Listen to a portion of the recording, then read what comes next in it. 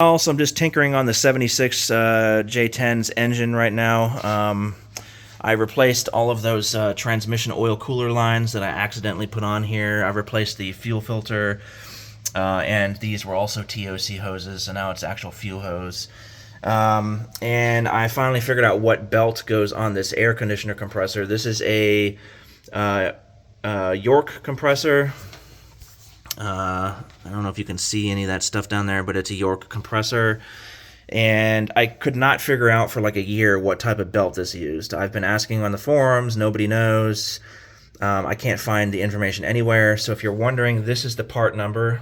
It's 15505 or 11AV1285.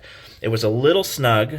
Once you loosen this tensioner, it takes a 1-inch wrench right here, and I forgot what size that was. This tensioner swivels back and forth, and you got to take a screwdriver and kind of pop it on here. Once you pop it on, it does have a lot of slack, so you just tension it a little bit.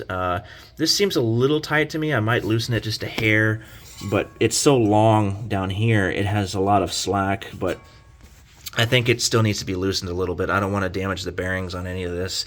And speaking of bearings, this thing didn't have a dust cover on here. I don't know if it was like that factory or what, but when you spin the idler pulley, it was like you could hear it was dry. So I just kind of shoved some grease in there and spun it, shoved some grease in there and spun it, and now it's quiet. But I know over time the grease is going to fly out of here, but at least it has something, and I can just keep re-greasing it as time goes, I guess. So I need to try to find a new idler pulley, but this one works. I need to charge this thing with R12A, which is like a butane, just to see if this will turn on or not, and if it actually blows cold air.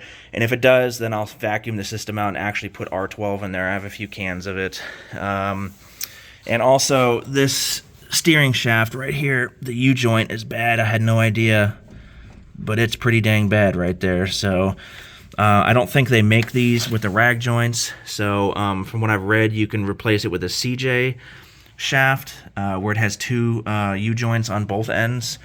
And I need to, go about and doing that. So just a quick update here. Just wanted to show you guys, and hopefully this belt part number actually helps for somebody who's trying to figure out what kind of belt goes on here. So it's just a weird configuration. I've never seen anything like this. But anyway, thanks again.